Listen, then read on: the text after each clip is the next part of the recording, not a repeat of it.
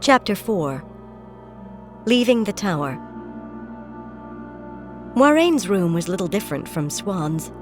Her small square table with 4 books lying on it and the 2 cushionless straight-backed chairs could have come from the same farmhouse that had provided Swan's. Her bed was narrower, her Ilianer carpet round and flowered, and darned in several places, while on her washstand it was the basin that had taken a blow some time in the past. The mirror had a crack in one corner.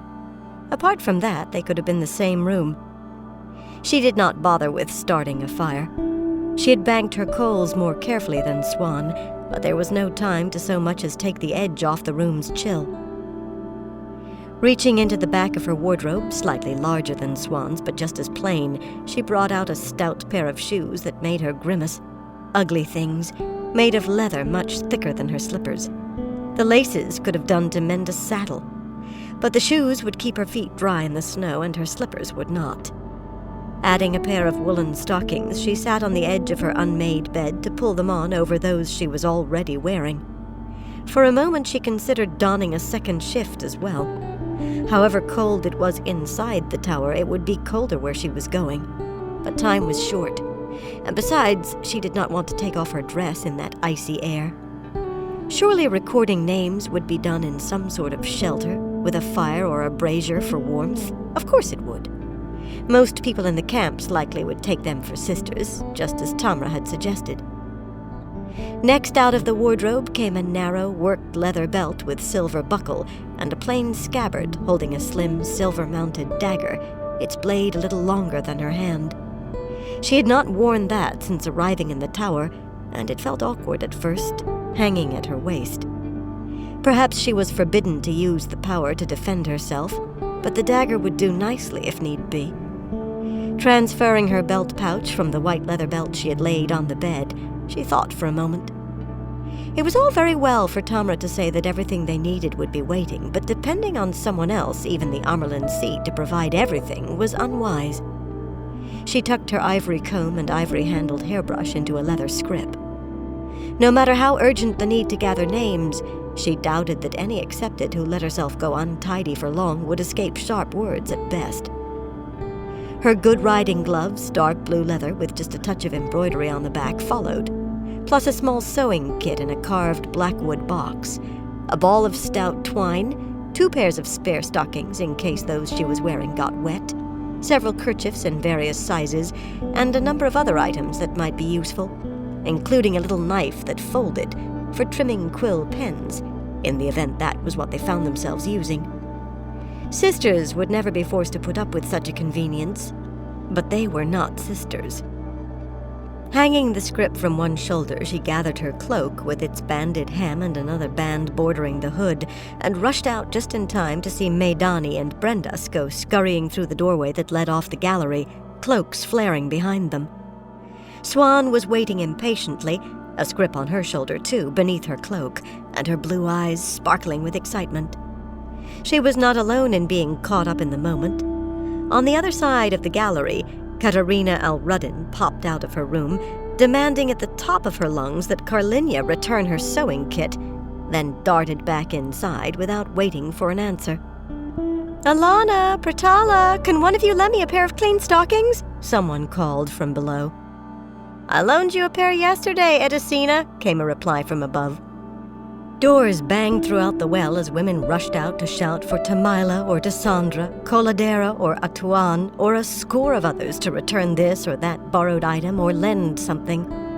Had a sister been present, the cacophony would put them all in the soup kettle to their necks on a hot fire. "What kept you, Moiraine?" Swan said breathlessly. "Come on, before we're left behind." She set off at a rapid stride, as though she really expected the guardsmen to be gone if they did not hurry. There was no chance of that, of course, but Moiraine did not dawdle. She was not about to drag her feet at a chance to leave the city, especially not at this chance. Outside, the sun was still well short of halfway to its noonday peak. Thickening dark gray clouds rolled across the sky. They might have more snowfall today. That would not make the task ahead any easier. The walk was easy, Since the wide graveled path through the trees that led to the west stable beyond the tower wing that held the Accepted's quarters had been cleared. Not for the convenience of the Accepted, of course. Most of the sisters kept their horses in the west stable, and workmen shoveled that path clean 2 or 3 times a day if necessary. The stable itself was 3 sprawling stories of gray stone, larger than the main stables of the Sun Palace, the wide stone-paved stable yard in front of it almost filled by a crowd of rough-coated grooms and saddled horses and helmeted tower guards who wore gray steel breastplates over nearly black coats and equally dark cloaks worked with the white teardrop of the flame of Tarvalon. 7 striped tabards over the breastplates marked out bannermen and the lone officer. Brendas and Maidani were climbing into their saddles, and half a dozen other Accepted, cloaked and hooded in a strung-out line, were already riding toward the Sunset Gate, surrounded by their guards. Moiraine felt a moment of irritation that so many had beaten her and Swan down. Had they packed nothing to be so quick? But they did not know what they really were looking for. That buoyed her spirits again. Pushing through the crowd, she found her bay mare, the reins held by a lanky groom with a disapproving expression on her narrow face. Very likely she frowned on an Accepted having her own horse.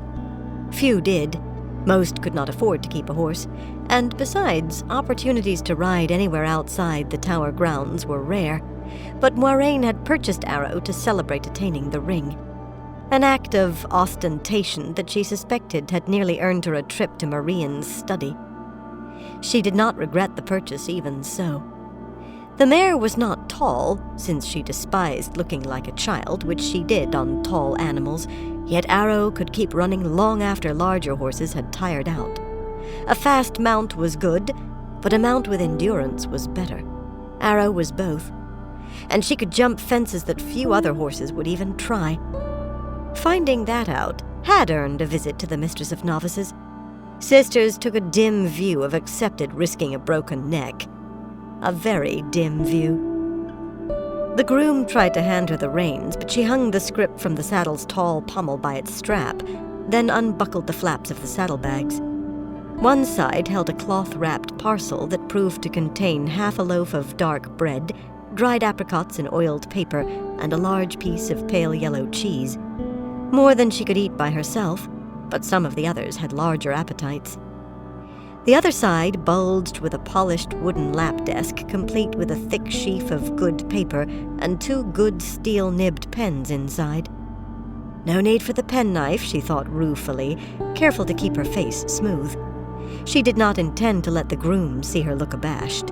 At least she had been prepared.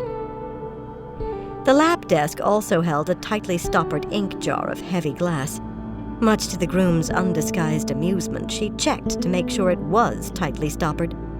Well, the woman could snicker all she wanted, not bothering to hide it behind a hand, but she would not have had to deal with the mess if the ink leaked out over everything. Sometimes Moiraine thought it a pity the servants did not see Accepted the way novices did. The groom made a derisory bow as she finally took the reins and bent to offer cupped hands for a mounting step, another mocking gesture, but Moiraine disdained the help. Donning her snug riding gloves, she swung easily up into the saddle. Let the woman snicker at that. She had been put on her first pony, on a lead to be sure, as soon as she was old enough to walk without someone holding her hand, and had been given her first real horse at 10. Unfortunately, Accepted's dresses did not have skirts divided for riding, and the necessity of pushing her skirts down, vainly trying to cover her legs, spoiled the dignity of the moment somewhat. It was the cold that concerned her, not modesty. Well, partly modesty. She noticed some of the guardsmen studying her stockinged legs, bare almost to the knee, and blushed furiously. Attempting to ignore the men, she looked for Swan. She had wanted to buy Swan a horse in celebration too, and now she wished she had not let Swan talk her out of it. Swan could have used whatever practice she might then have had. She scrambled onto her mount, a stout gray gelding, so awkwardly that the placid-seeming animal twisted his head around to look at her in consternation. She nearly fell off trying to get her other foot into the stirrup. That done, she gripped her rein so tightly that her dark gray gloves strained over her knuckles, her face set in a grim expression, as if prepared for an onerous test she might fail. For her, it was. Swan could ride, she was just very bad at it. Some of the men stared at her half-exposed legs too, but she appeared not to notice. Of course, if she had, it would not have flustered her. According to her, working a fishing boat meant tying your skirts up and exhibiting your legs well above the knee. As soon as they were both mounted, a slim young under-lieutenant, his helmet marked by a short white plume, told off 8 guardsmen for the escort. He was quite pretty, really, behind the face bars of his helmet, but any tower guard knew better than to smile at accepted, and he barely looked at her and Swan before turning away. Not that she wanted him to smile, or to smile back. She was no brainless novice, but she would have enjoyed looking at him a while longer. The leader of the escort was not pretty. A tall, grizzled bannerman with a permanent scowl, who curtly introduced himself in a deep, gravelly voice as Stealer, formed his soldiers in a loose ring around the pair of them, and turned his rangy roan gelding toward the Sunset Gate without another word. The guardsmen heeled their mounts after him, and Swan and she found themselves being herded along. Herded! She held on to calmness with an effort. It was good practice. Swan seemed not to think she needed any practice. "We're supposed to go to the West Bank," she called, glowering at Steeler's back. He did not answer. Thumping her heels against the gray's plump flanks, she pushed up beside the man, almost sliding out of her saddle in the process. "Did you hear me? We are to go to the West Bank." The bannerman sighed loudly and finally turned his head to look at Swan. "I was told to take you to the West Bank." He paused as if thinking of what title to use in addressing her. Guardsmen seldom had reason to speak to Accepted. Nothing occurred to him apparently, because when he went on, it was without honorifics and in a firmer tone. "Now, if one of you gets herself bruised, I'm going to hear about it. And I don't want to hear about it. So you stay inside the ring, hear? Well, go on now, or we'll stop right here until you do." Clenching her jaw, Swan fell back beside Moiraine. With a quick glance to make sure none of the soldiers was close enough to overhear, Moiraine whispered, "You cannot think we will actually be the ones, Swan." She hoped for it, true, but this was real life, not a gleeman's tale. He might not even be born yet. "As much chance us as anyone else," Swan muttered. "More, since we know what we're really looking for." She had not stopped scowling at the bannerman. "When I bond a warder, the first thing I'll make sure of is that he does what he's told." "You are thinking of bonding Steeler?" Moiraine asked in an innocent voice. Swan's stare was such a blend of astonishment and horror that she nearly laughed. But Swan nearly fell off her horse again, too, and she could not laugh at that.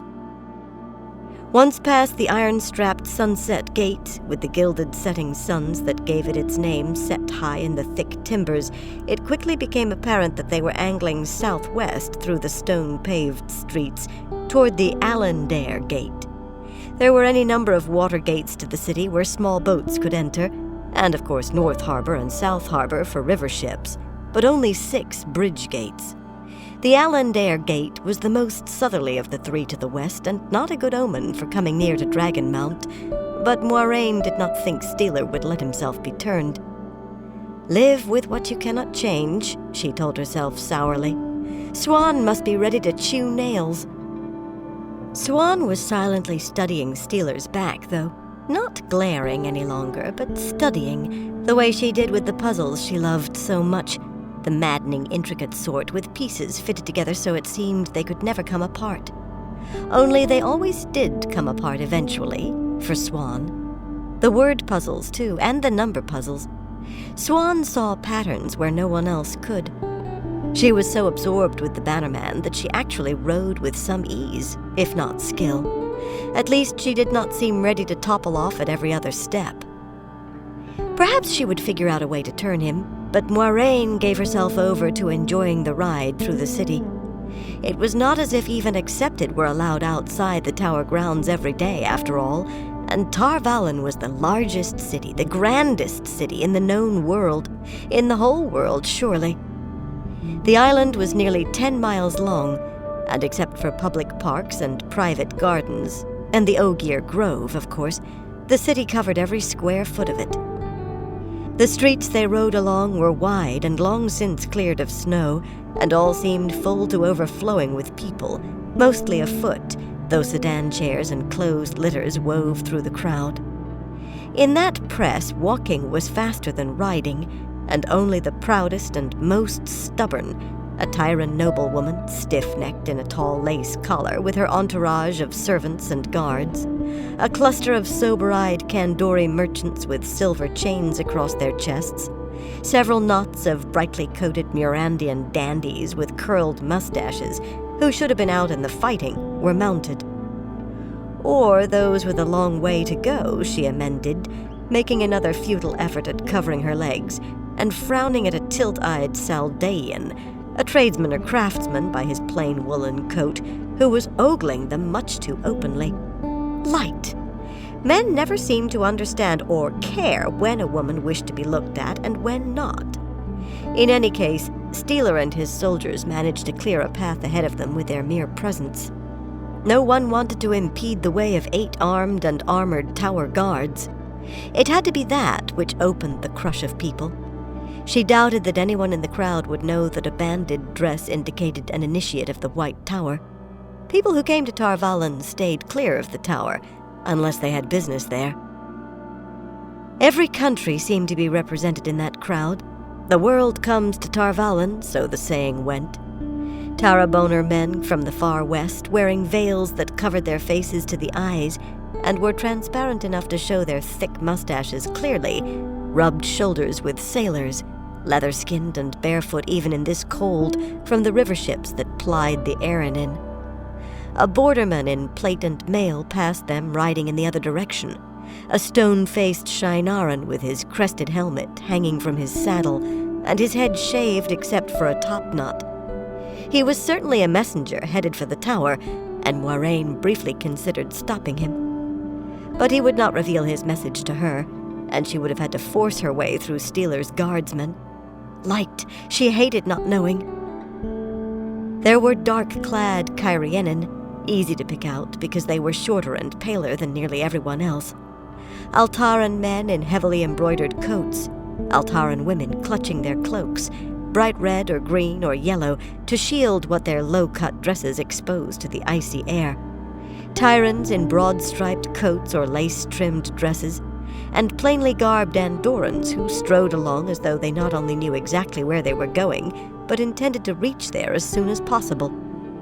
Andorans always focused on one matter at a time. They were stubborn people, overproud, and they lacked imagination.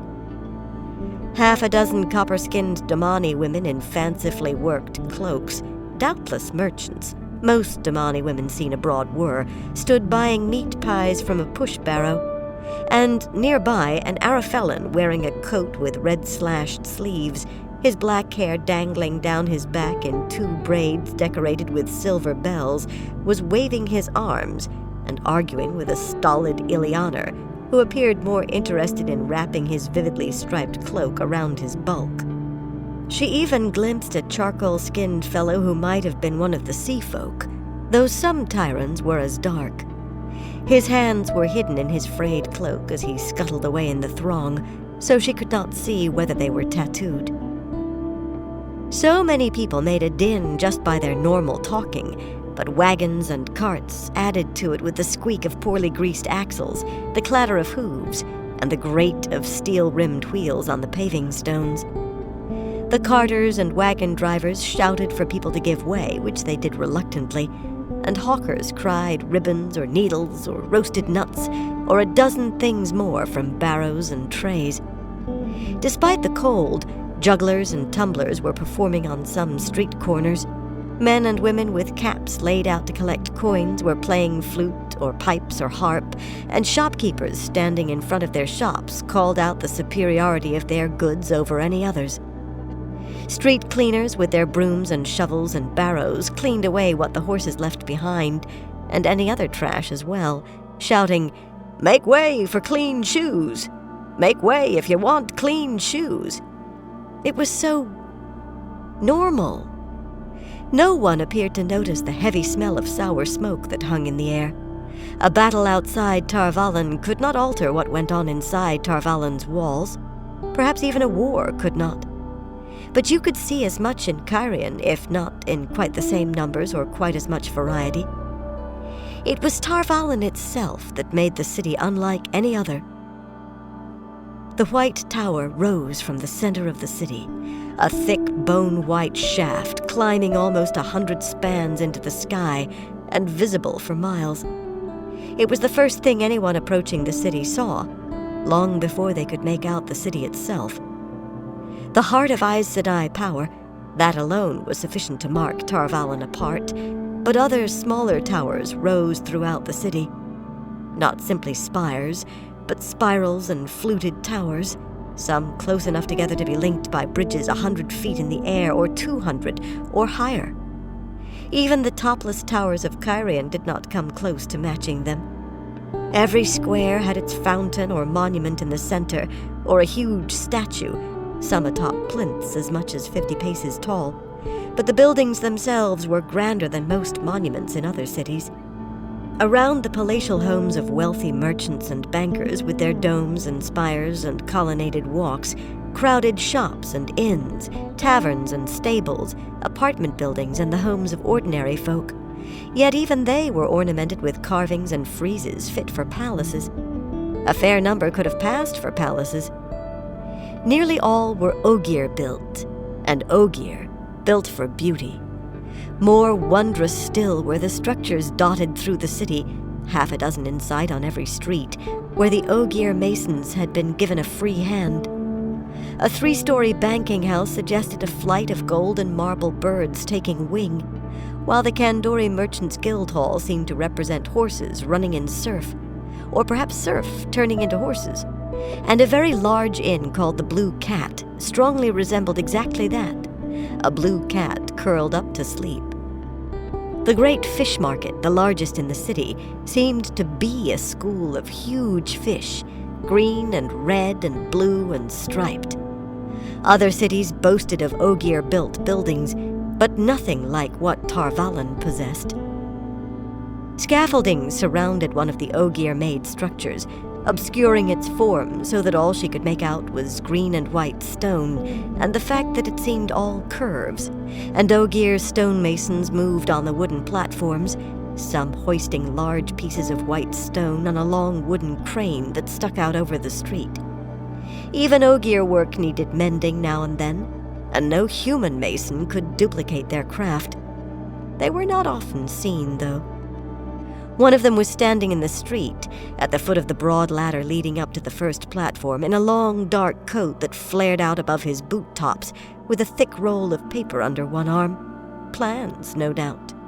He could have been taken for human, if you squinted, and ignored the fact that his huge eyes were on a level with Moiraine's as she drew abreast of him. That, and the long tufted ears that stuck up through his hair, a nose nearly as wide as his face, and a mouth that all but cut that face in two. His eyebrows dangled onto his cheeks like mustaches. She offered him a formal bow from her saddle, and he returned it with equal gravity, stroking the narrow beard that hung down his chest. But his ears twitched, and she thought she saw a grin as he turned to begin climbing the ladder.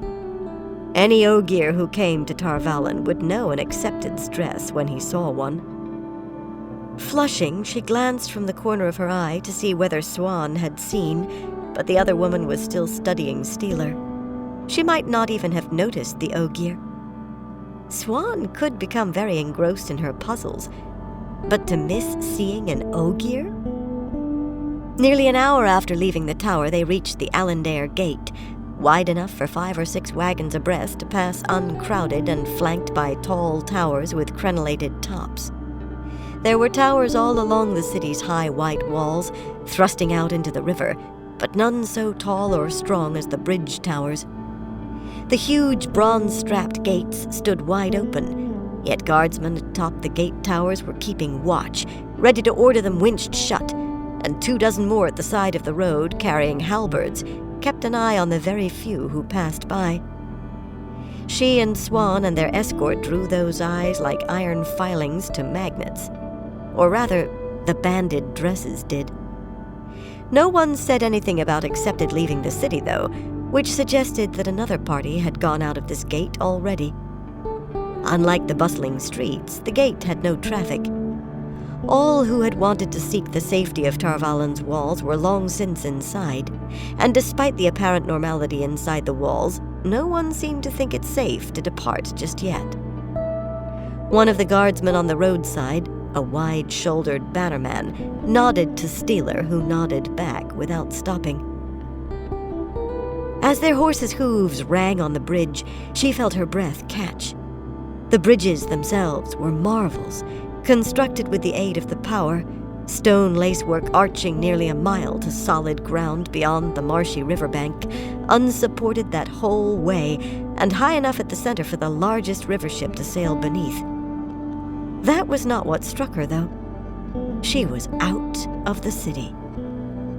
The sisters impressed deeply on every novice that so much as setting foot on the bridges constituted an attempt to run away, which was the worst crime a novice could commit short of murder.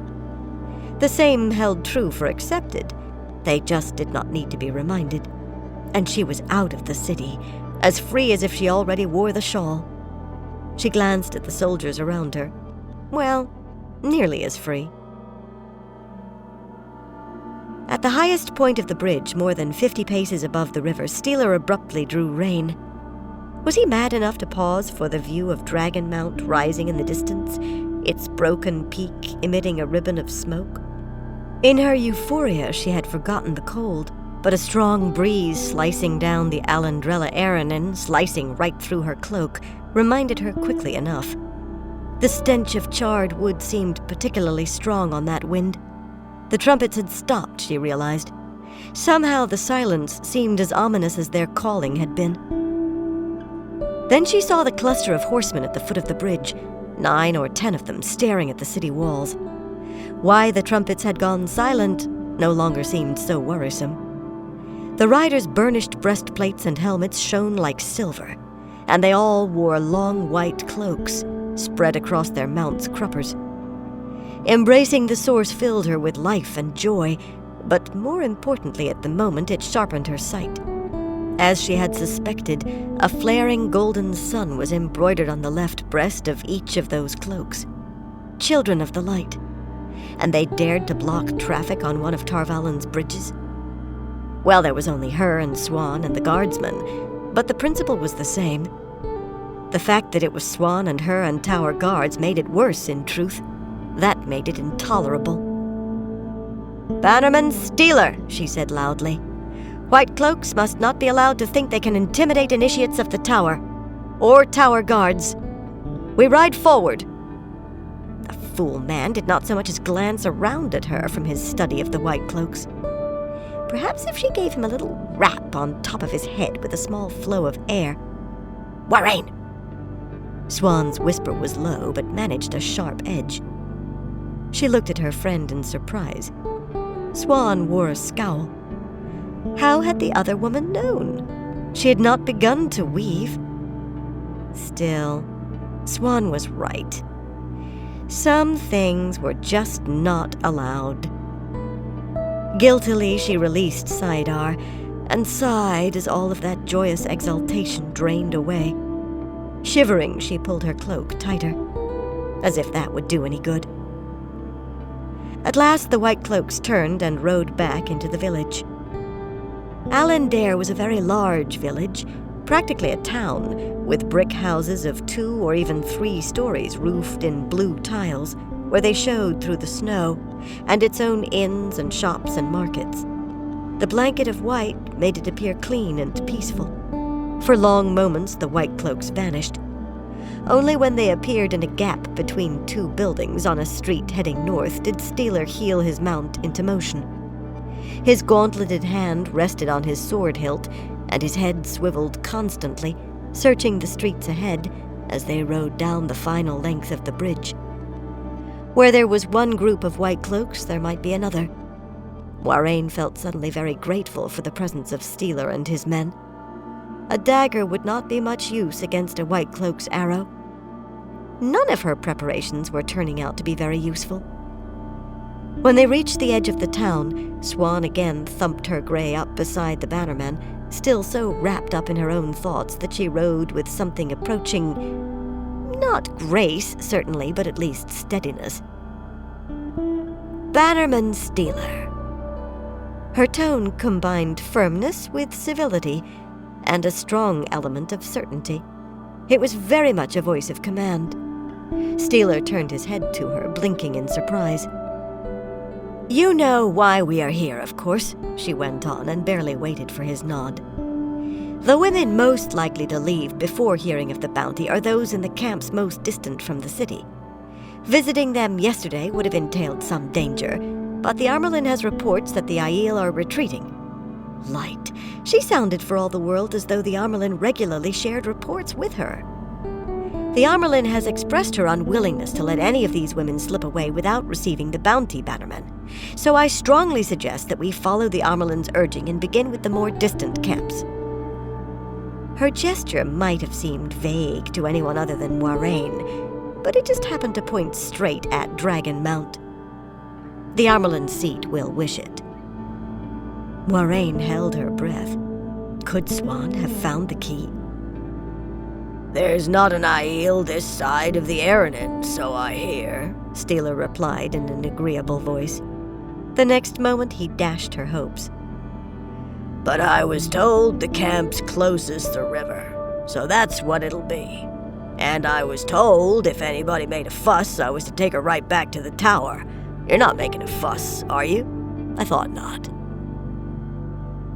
Reining her mount in to let Moiraine catch up, Swan fell in alongside Arrow. She was not scowling, but her stare at the bannerman's back was blue ice. The glow of Saidar abruptly surrounded her. "No, Swan," Moiraine said quietly. Swan frowned at her. "I could just be trying to see further ahead, you know. In case there are more white cloaks." Moiraine arched an eyebrow, and Swan blushed, the light around her vanishing. She had no right to look so surprised. After 6 years practically in one another's belt pouches, Moiraine knew at a glance when her friend was thinking of mischief. For someone as intelligent as she was, Swan was blind sometimes. "I don't see how you can stand this," the taller woman muttered, half rising in her stirrups. Moiraine had to put out a hand to keep her from toppling to the ground. "If the camp is much further, I'll need a sister for healing." "I have an ointment," Moiraine said, patting the scrip hanging from her saddle with a touch of satisfaction. The penknife and the dagger might be useless, but at least she had thought of the ointment. "Now, if only you had a carriage in there," Swan grumbled, but Moiraine only smiled. Alandare lay empty and still. The village had been burned at least 3 times in the Trolloc Wars, once more near the end of the War of the Second Dragon, and twice during the 20-year siege of Tarvalon by Arthur Hawkwing's armies. And it seemed the inhabitants had expected the same again. Here a chair sat in the snow-covered street, there a table, a child's doll, a cookpot, all dropped by people hurrying to get inside the city with whatever they could take with them. Then again, every window appeared to be shuttered tightly, every door closed and no doubt locked. Whatever remained behind kept safe against the people's return. But the stink of burning was stronger here than on the bridge, and the only sounds were the creak of swinging inn signs and the dull clop of the horses' hooves on the paving stones beneath the snow. The place no longer seemed so pristine. It seemed dead. Moiraine felt a great relief when they left the village behind, even if they were riding south and away from Dragon Mount. The countryside was supposed to be quiet, and the smell of burning faded the farther they went. Swan plainly was not relieved. From time to time she looked over her shoulder toward the great black peak of Dragon Mount. Half the time she needed a steadying hand from Moiraine to keep her in her saddle, and more than once she ground her teeth audibly. They had often discussed what Aja they might join, and Moiraine had long since settled on the blue for herself, but she thought Swan might well end choosing green. The first camp they came to, 2 miles below Allandare, was a cook-fire-dotted sprawl of wagons and carts and tents in every size and state of repair, mixed with rude shelters made of brush. Hammers rang on anvils at 3 different forges, and children ran shouting and playing in trampled, dirty snow, as though unaware that there had been a battle or that their fathers might be dead. Perhaps they were. It would be a mercy. The horse lines were nearly empty, and aside from the blacksmiths, few men were in evidence, but a long line of women, well above 50, stood in front of a canvas pavilion where an accepted was seated at a table with 4 tower guards arrayed behind her, so Steeler did not so much as slow down. Moiraine embraced the source briefly and felt Swan do the same, just to better see who it was, of course. A multitude of thin Tarraboner braids surrounded the distant accepted's face. Sarene was perhaps the most beautiful woman in the accepted's quarters, except perhaps for Elid, though she seemed completely unconscious of it, which Elid definitely was not, but she had remarkably little tact for a shopkeeper's daughter. Her mother must have been glad to see Sarene's sharp tongue go off to Tarvalin. "I hope it doesn't get her in hot water this time," Swan said softly, just as if she could read Moiraine's thoughts. But then they both knew Sarene all too well. A friend, but a nettlesome one at times. Her saving grace was that she seemed as unaware of what she had said wrong as she was of her face. 100 paces later, the light around Swan vanished, and Moiraine released the power too. A sister might see them after all. The next camp, less than a mile farther south, was even longer and more disorderly and without anyone taking names. It was noisier as well, with 6 forges working and twice as many children rushing about shouting. The relative absence of men was the same, and the nearly bare horse lines, but surprisingly a number of closed coaches dotted the camp. Moiraine winced when she heard the Murandian accents as they rode in. Murandians were a quarrelsome lot, prickly over points of honor no one else could see, always fighting duels. But when Steeler announced the purpose of their visit in a bellow that would have frightened a bull, no one wanted to quarrel in the least. In short order, 2 weedy young men in worn cloaks carried out a table and a pair of stools for Moiraine and Swan. They placed the table in the open, but 2 other youths brought 3-legged braziers that they set at either end of the table. This might not be too unpleasant after all.